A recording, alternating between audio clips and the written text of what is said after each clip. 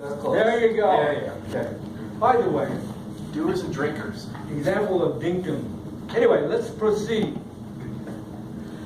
There are two kinds of people in the world, doers and dinkers.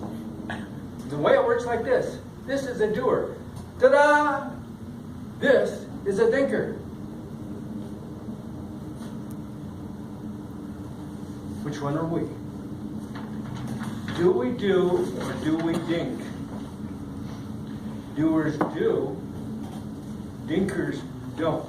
Dinkers dink. Doers make things happen. Dinkers ask, what happened?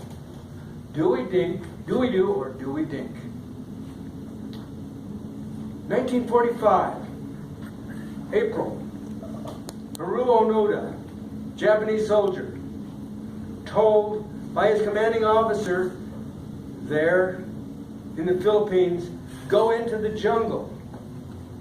Stay there, observe, survey, wait for future instructions. Do not move until you receive messages and instructions from your commanding officer. That was April 1945. August. What happened in August? Morning. End of the war in Europe. Flyers raining down saying the war is over. Haru thought it was propaganda.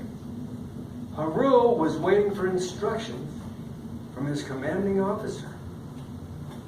He soldiered on. And on and on. He was there in the 40s, hiding out in the jungle. In the 50s, waiting for instructions. Into the 60s.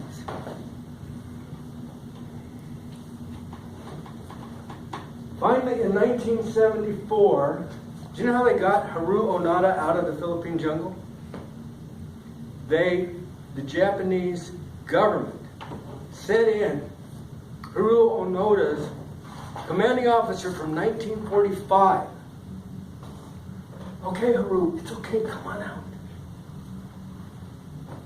So what did Haru Onoda accomplish in 29 years? The ultimate dink. Let's contrast that with January 1st, 1915. After a career being a drunk and a brawler, a man named Alvin York joined a Christian church, got his life turned around. By 1917, his life was in order. The war was starting over in Europe, and he was enlisted. Now the Bible says, thou shalt not kill. He wanted to help, but he didn't want to kill anybody. He requested conscientious objector status. He was refused. Down in the base in Georgia, his commanding officer said, go home. He was a hillbilly. Go home, come back when you figure out what you're going to do.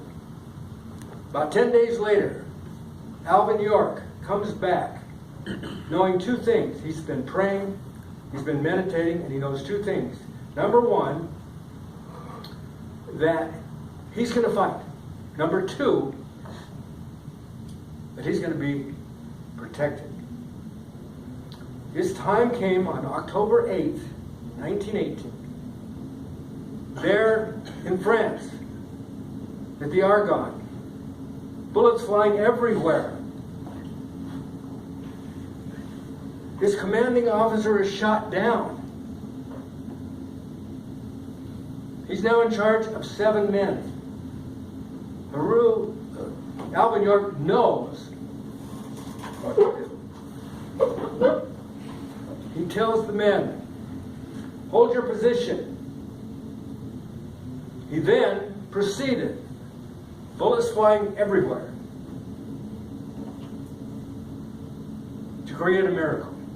He goes through, over this way, over that way. He shoots down a machine gun unit. He kills 25 Germans. Miraculously, he's never hit. He comes around behind the Germans, and like birds on a fence, he clips off the first one. 1, 2, 3. Pretty soon the Germans think they're surrounded. He says, surrender. They do. He leads 132 men down the hill to his men.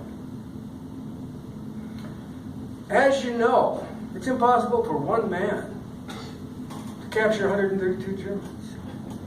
That's impossible.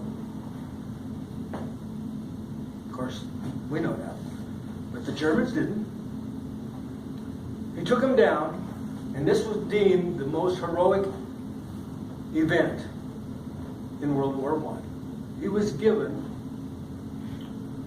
the Congressional Medal of Honor. Now we had over here Haru, 29 years of Dinker. And over here we have Alvin York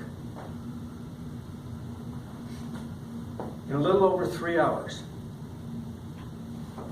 132 men. So, the reason he could succeed was because he had a plan, purpose, and design. Haru, sometimes he'd sit by this tree, sometimes he'd sit over here.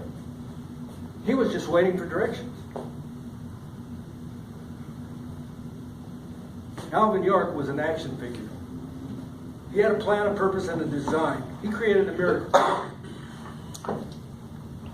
He was a great hero. Do we do, or do we dink? Doers do. Dinkers don't. Dinkers dink. Doers make things happen. Dinkers ask, what happened? Do we do, or do we dink? When I sit around, nothing happens. But when I go out with a plan and purpose, or any of us, if we go out and we are focused, can you imagine those bullets flying everywhere?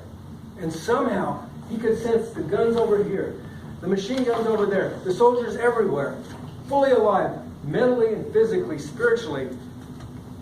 He prevailed. And we have that power when we are focused and when we're a doer. Do we do or do we don't? Mr. Toastmaster.